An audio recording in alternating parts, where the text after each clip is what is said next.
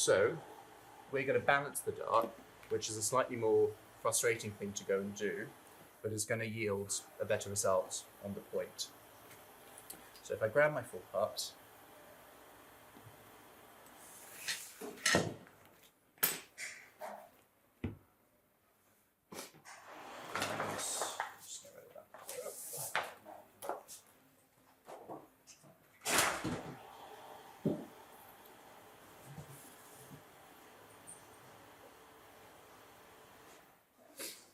I'm doing a right foot putt.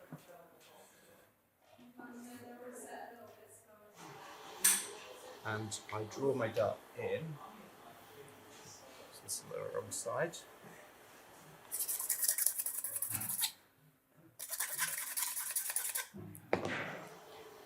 So I've got my point. I've got a ½ inch aside. No, sorry, I've got a quarter aside. ½ inch total. And that comes down there. So what I'm going to try and do is add cloth to the dart to compensate for the fact that I want to open it up right to the tip, and I don't want to have to cut into the tip itself and risk it fraying out. So you're going to start by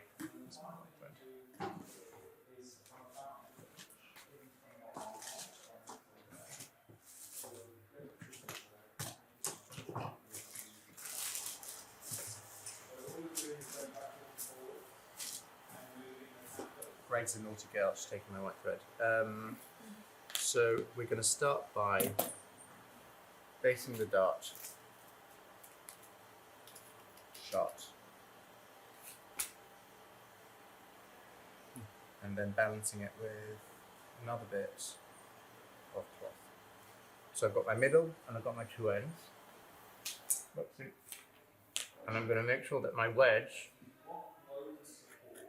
cuts all the way into the end of my dart. I'm then going to fold it over and make sure that it's perfectly half-half and that I'm basting through to the other side. You can do this by making sure that you're hitting the other side. So there's another white chalk line there. Or if you're confident that you are, you can simply go ahead and baste it down. So as I get to this point, it becomes impossible for me to baste it down. So I'm going to baste offset from the dart and run up.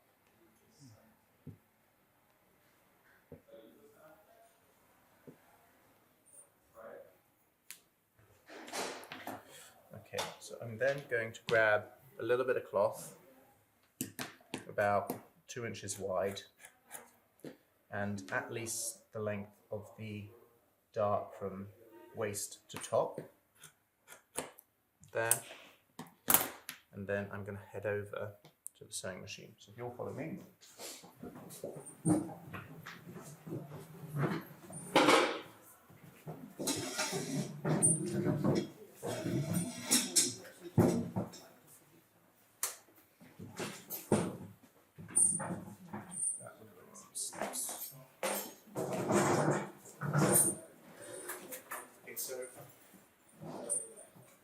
It doesn't matter which way you're sewing your dart from, just so long as you're sewing it the same way on both sides. So if your little bit of excess, do you want to come around so you can actually see? If your little bit of excess is left here on the front edge side, make sure it's also on the front edge side on the other side of your coat. You don't want to balance it asymmetrically. You don't have to worry about only making one side, but in the future we will. So we start from the bottom.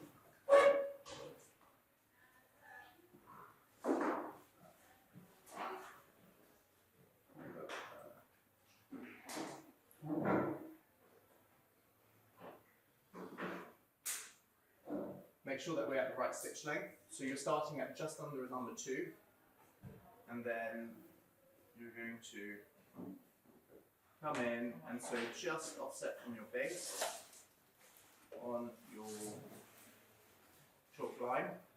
So you back tack at the base, and then you start off, and you maintain a little bit of cloth with a clean edge at the bottom from a quarter above the waist approximately. So we'll sew the dart up to the waist.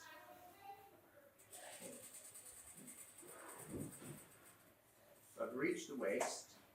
I'm now going to come back in, and I can see where the point of my dart is. I'm going to lay that in a quarter or half above the waist, and I'm going to start reducing my stitch length just a bit, and slowly come in to the point. Now remember, you're coming into the point smoothly. You don't want to come into it curved, and then I'm just going to reduce it down to a 1 as I get to the smaller part of my dart, and I'm going to run it off really, really slowly up to where the end is marked. Now once the end is marked, I'm not going to backtack, I'm going to run off.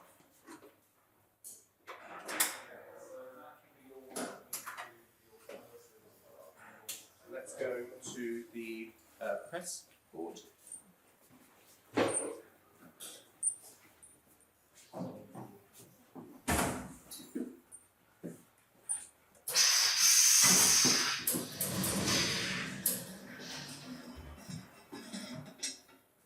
Now we're really careful.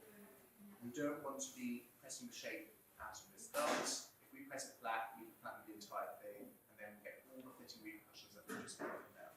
So whenever we're pressing this dart, we're pressing it raised on a ham or raised on a sleeve board, and you can see how when you lay it, you're going to get gathers of cloth. The way you flatten that is by shrinking or stretching. So shrinking the gathers or stretching the length of the dart. If you hang the dart off to one side and you don't manipulate these other sides, you have no risk of distorting it. We'll go over that again. I'll just undo my paste.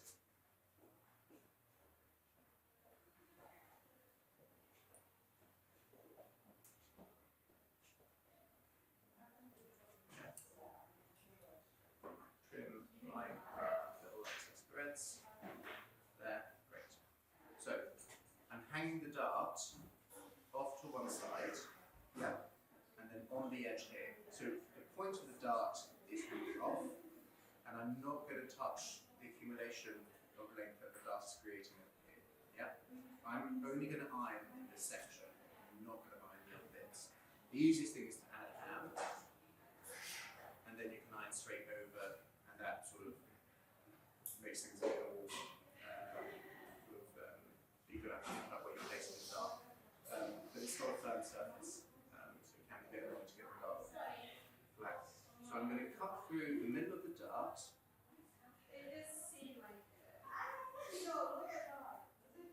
Up to where that excess bit of cloth lies. And then I'm only going to cut the side of the dart which meets with that excess bit of cloth. So if you So I've cut up the middle of the dart, and then here I'm only going to cut into there. I haven't cut the stitch, right? But then I lay my coat flat, and at this point I'm going to flatten the dart out. And as I come up the points, so I've got anything hanging off the edge, I don't need to worry about flattening the dart. I'm going to try and squeeze that all the way to the top.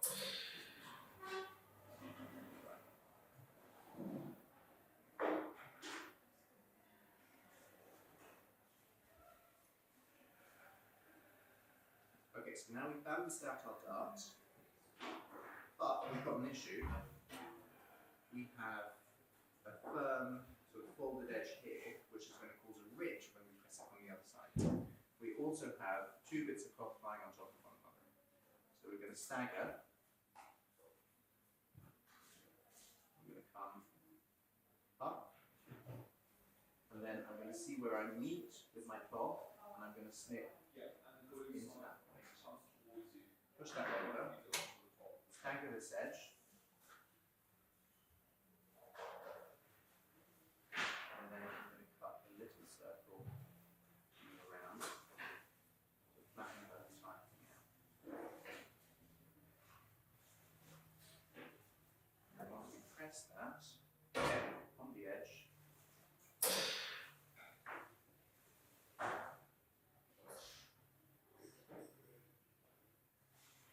something that looks like this. So the other side is in theory. Yeah. So you have no bubbling in that point, it just ends and you can almost not see where it stops. Yeah? Right, we'll go back to the board.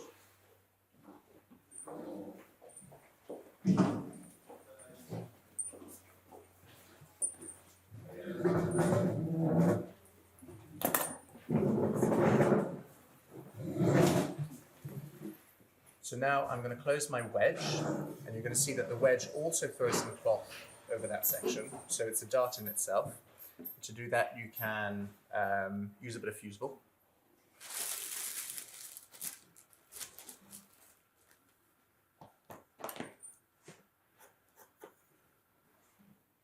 So again, we don't want any square corners on any fusing, so we're just going to round this off. And this fusible is going to be really helpful for us because it's also going to strengthen the ends of our pockets and help them help them stop fraying, and also help us fold over the miters, which we'll come to next session. So I'm going to go over to the board. Am I going to lay this flat? No, I'm going to lay this off the edge of my sleeve board, and then I'm going to lay that underneath, match it.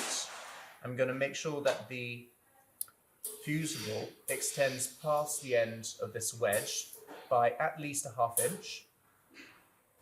So the fusible is going to come up to about here, and then I'm going to close it and iron it flat.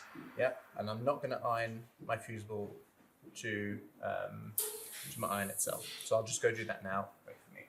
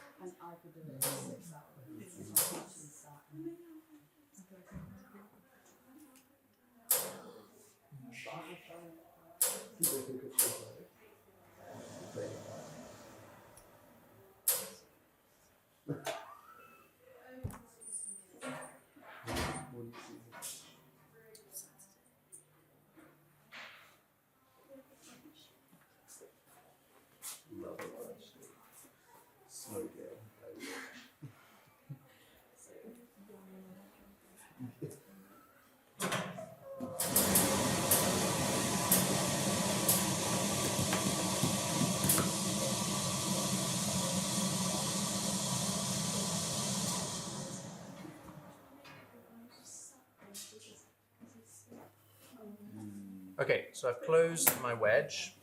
You can add a little base in there to keep it sharp. You should. I haven't got time, so I'm moving forwards.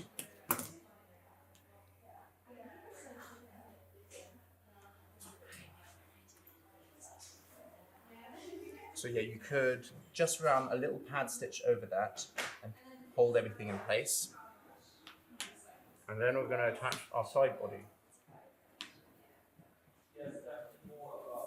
which is here.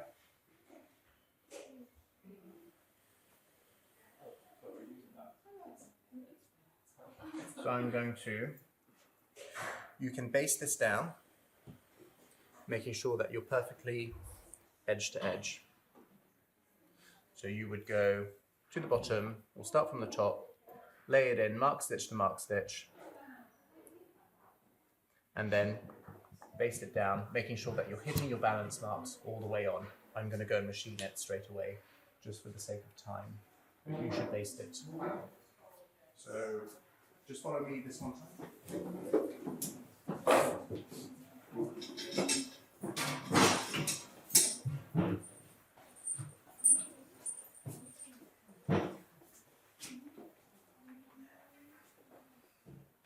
So when we said that including seam allowances in our pattern, and we're saying 3/8 of an inch is our seam allowance, what we're saying is we want the edge of the foot to be about an 1/8 or 1/60 displaced from the raw edge of the block, and that's going to be your 3/8 part.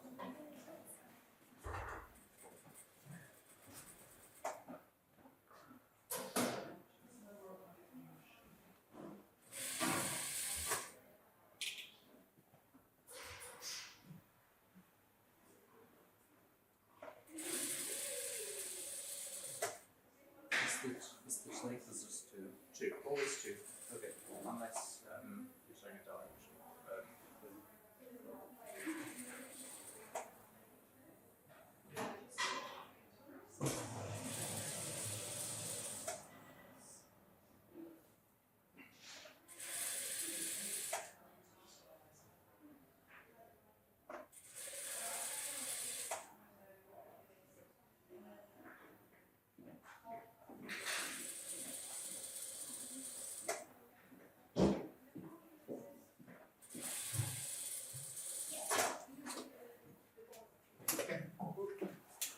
So I'm going to press this open.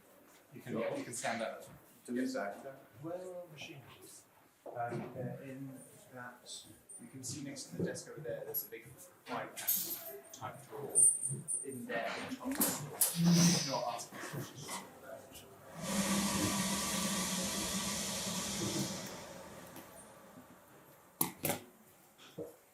We're backtacking, right?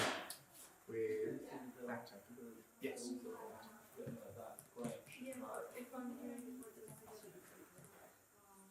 Your right shoulder should both face you. Yeah.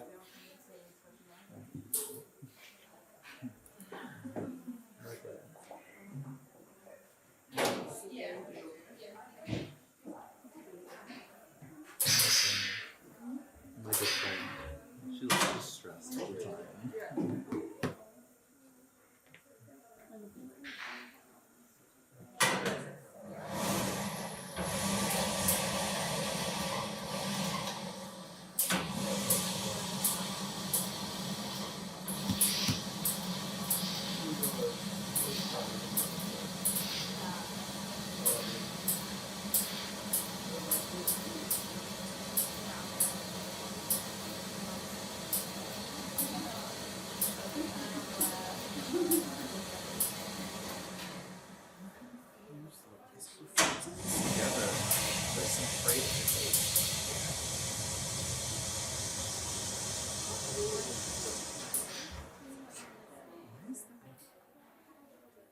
Is it supposed to match up?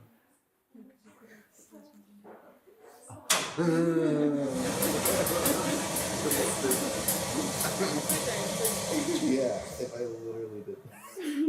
Yeah. Where? I was like, why doesn't it? Stupid. Okay, what's really wrong with my check matching? So I haven't basted it. Can you see how far off I am? Yeah. Never do that. Right. Right. I suppose red is. I wish I had my white. I'm gonna go and steal my thread back from Greg.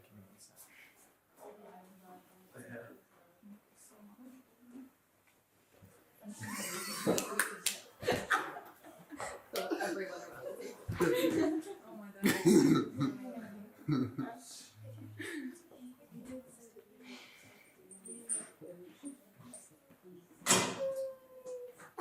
No, I'm good.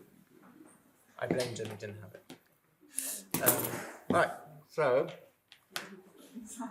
our full part is now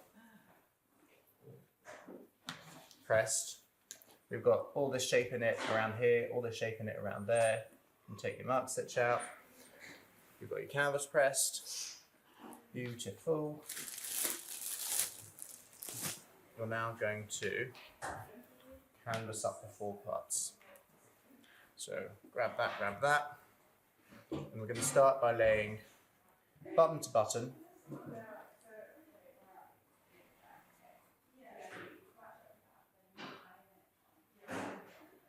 And then laying the cloth 4 part on the canvas on the break line.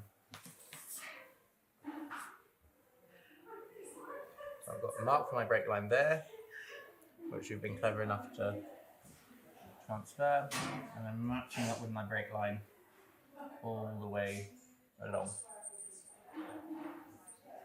There. And so I'm not going to shift it, I'm going to be really cautious. First stitch in, and double back tack, and then I'm not going to stretch this, I'm going to lay it to, making sure that it's bang on with my break line.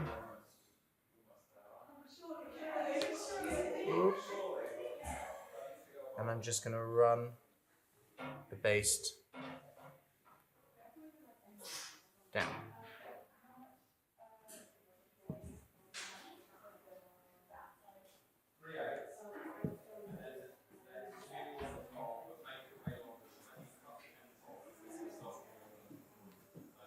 And I'm going to stay always a good inch away from my front edges. So my front edge is there, and I'm stopping my baste far back from it.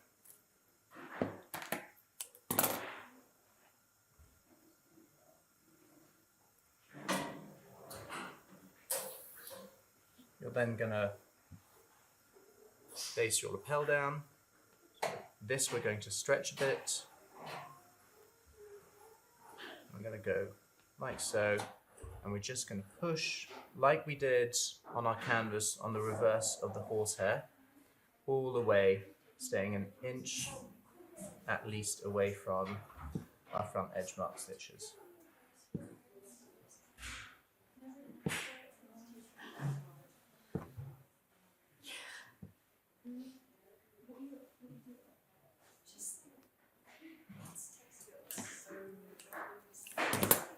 So the reason why we're pushing, someone remind me? Not sure. Someone remind me why we're pushing.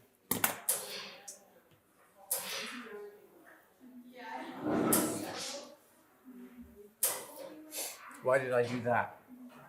Why didn't I just lay it flat and then tack it?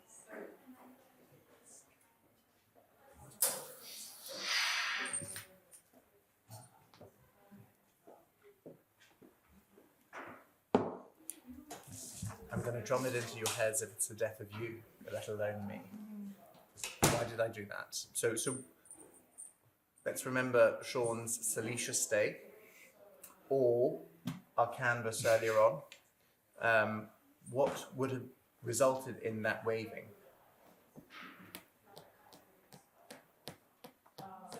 Too much fabric over the top, so pulling it taut makes it sit flat. So I'm underneath trying to create an excess or a deficit of canvas. An excess. Fantastic. So what's sitting underneath is wavy, and what's sitting on top is nice and tight. So in theory, if I turn this upside down, I can see a little bit of waving on this canvas. Yeah? It's coming in, yeah? On a corset, I'm sure you've all done this or seen it. Sometimes you fit it beautifully and you get just a little flutter of cloth in your knife. And that's the same principle, yeah? It's because when you've tacked the coutil around the seam allowances, you haven't created an excess of length on the coutil itself, you created an excess on the top cloth, yeah? The top cloth is too long for the canvas that sits below. You need to do the opposite. We're getting there, okay? So I'm going to grab a. Ideally, this should be done off a board.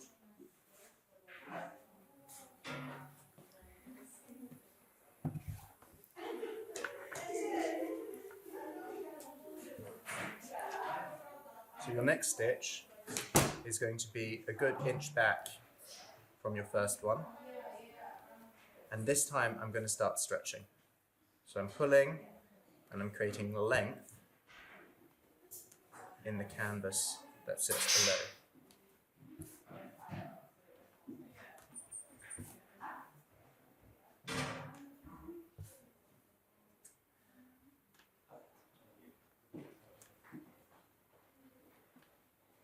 Yep.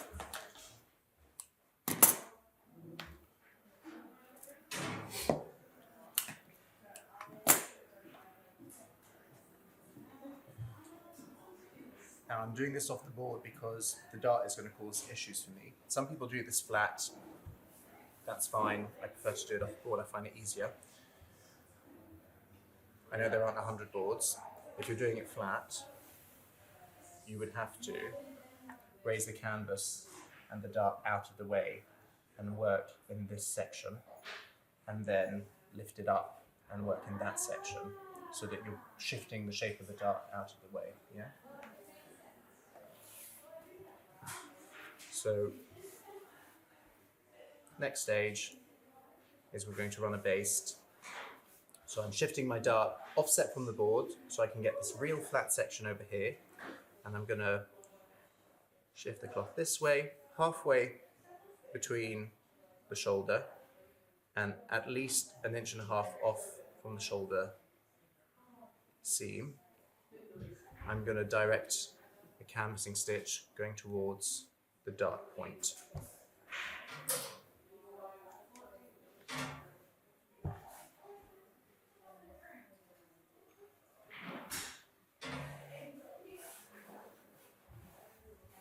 And you've got to find that sort of spot where the dart's not causing a disturbance as it lies.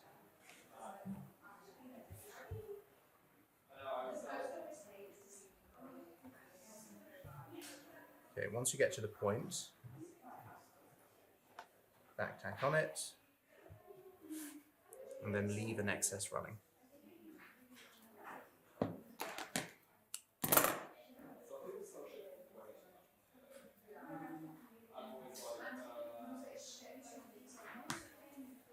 And then over here, I'm now going to lay that dart off the other side, so you can see I'm getting this flat section here, and I'm going to run from this edge, and I'm going to canvas down the shoulder, and I'm going to stay again at least a good inch away. Are you still stretching? From the armhole. Still stretching here. So I'm not like tugging the fucking thing. I want to create a little bit of length underneath. If you overstretch it, you're going to distort it and you're going to create fitting issues. So it's a fine balance between the two.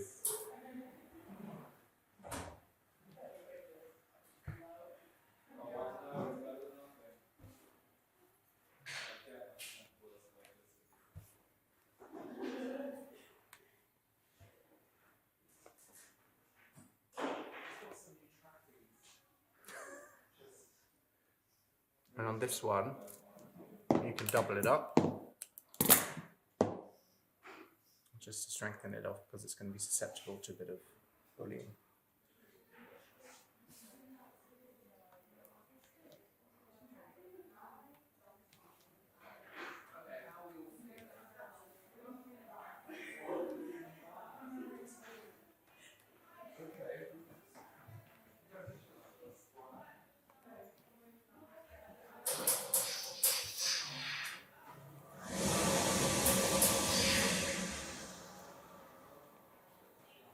Okay, so we've now canvassed the top of the coat, and we have a look, and we can see that this section is looking pretty flush.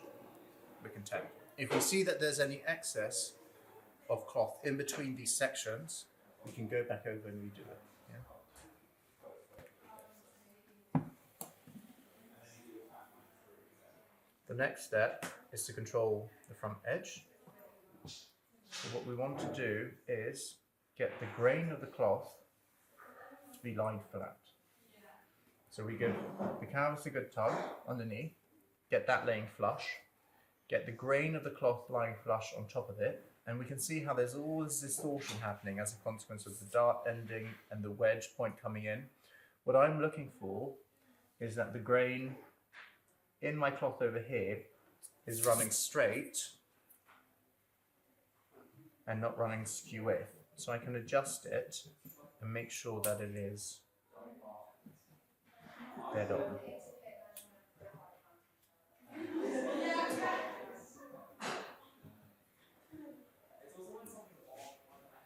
Once it's in place, it's a bit more difficult to read if you're using a block coloured cloth, but you can more or less tell on a plain weave.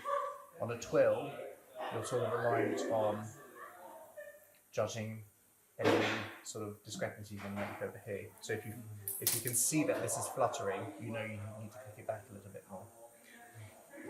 But it's less important to get it absolutely dead on a plain fabric than it is on a stripe or check, because it's not so visible.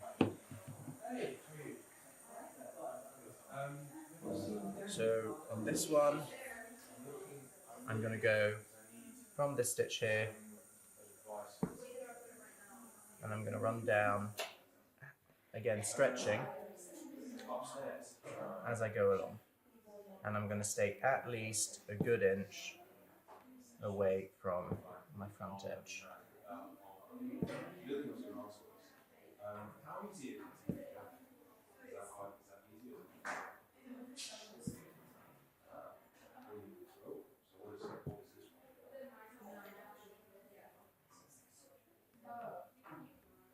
Okay, and as I get to the bottom, I'm just going to tack off there and leave a little excess.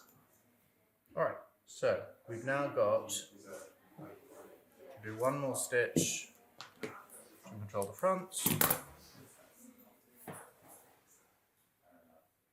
And take out my pins.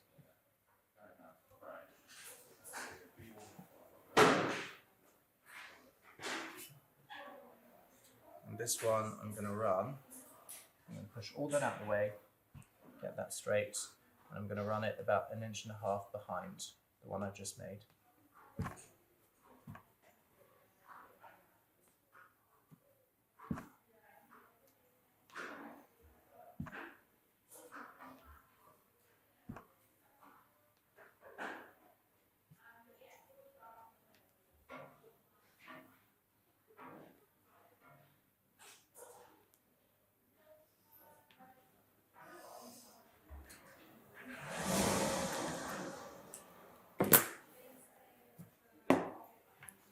I'll get it back on.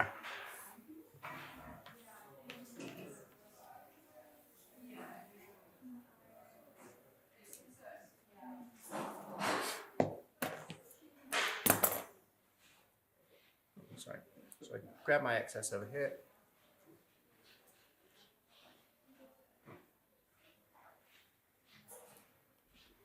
And I hang it off, flatten that dart out, and this time I've got a canvas out to my pocket.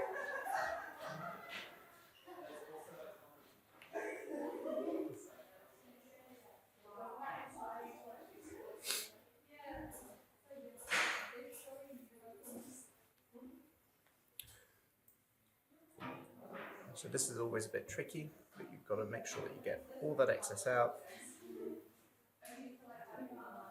You're going to go down the middle of the dart.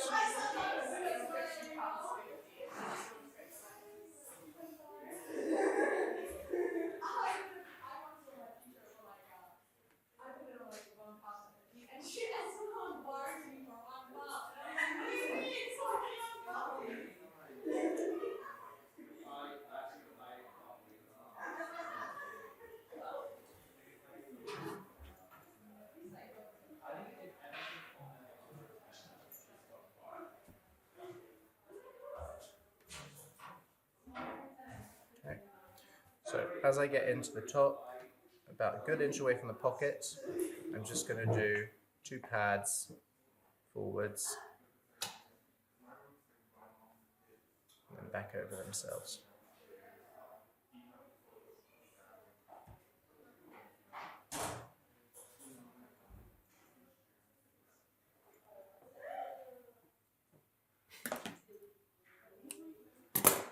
Cool. Then same thing underneath the pocket.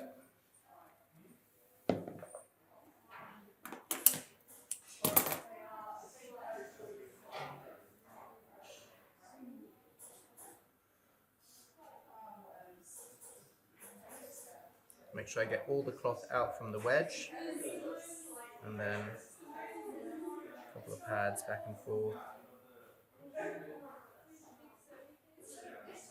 to hold out that shape of the wedge.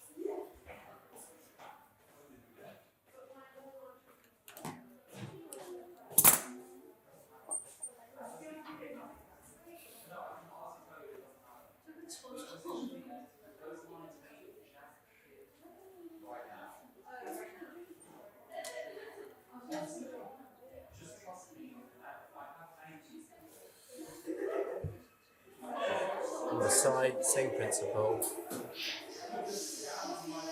You might want to mark where the edge of your canvas lies, just so you can make sure you're not canvassing in the middle of the air.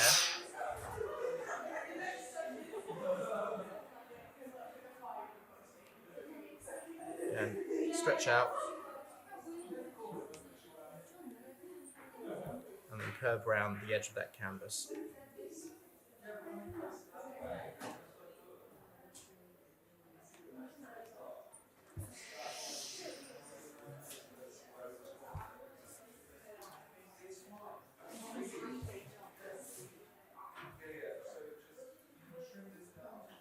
And as you get to the top, you're also going to send a few pads across.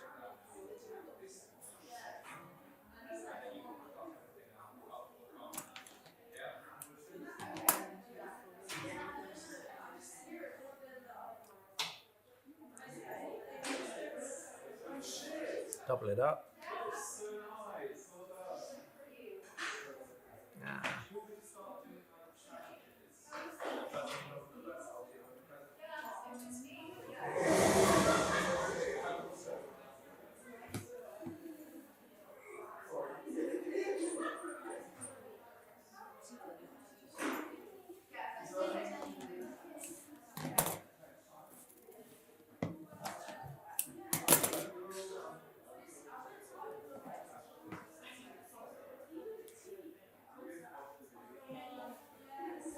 And then last one, mark the edge of your canvas again, and then run the canvassing stitch after having done your last pad, the pocket.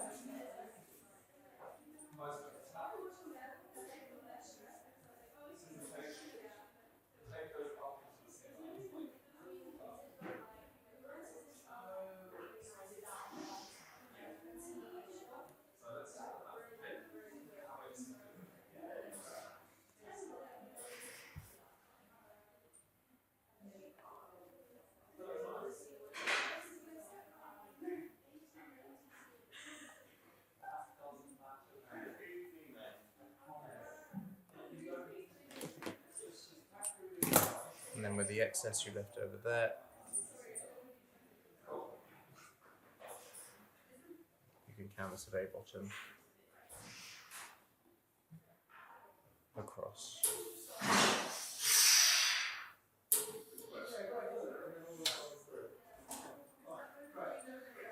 Right, then we can remove these intermediary pads. So not all of them. So you can remove the one between the front edge and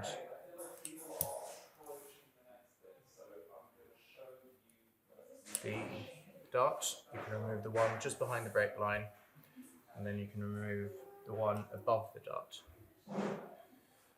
If you're scared of removing the wrong one, just leave them all in. And then you can check your work and make sure that it's flying properly. So if you're seeing any excesses or deficits or there's problems arising which shouldn't be there, then you need to go back and amend them. In theory, fine.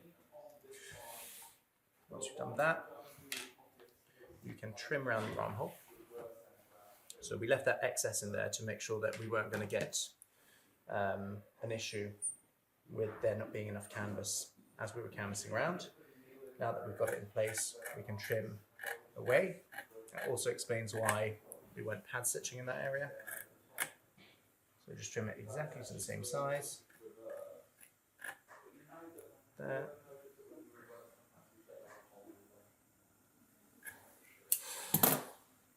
Trim your front edge back, neaten it up.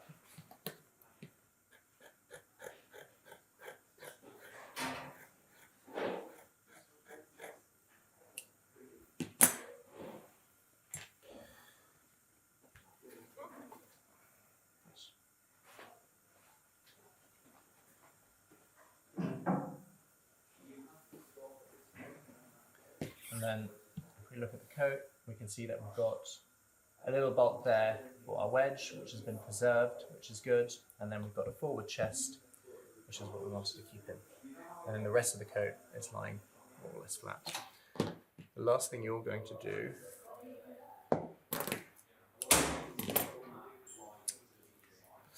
is pad stitch your lapel. So you're going to trim, so you're going to mark for where your mark stitch is. So say your mark stitch is there. You're going to transfer that mark across. So say it's there. I should do this with a pencil so you can see.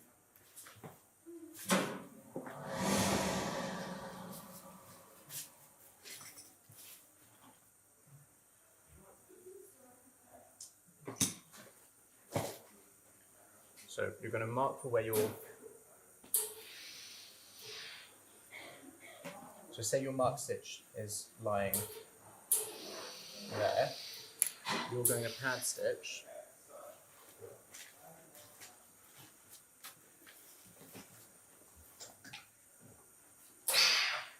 a ½ inch behind it. So you're going to come in there and stay ½ inch behind. You're then going to make sure that you're only pad stitching at least 2.5 or 3 inches above your button, and then the same thing, a ½ inch behind your mark stitch on your peak, and then at your gorge. And then you don't want to mark stitch past the break line by more than ½ inch. Sorry, pad stitch. So that's a section that you're going to be padding. Same principle as your collar.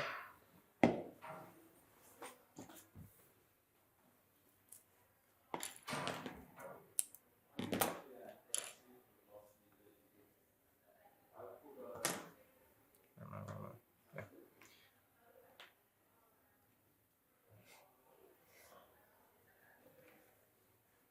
You're going to come in here,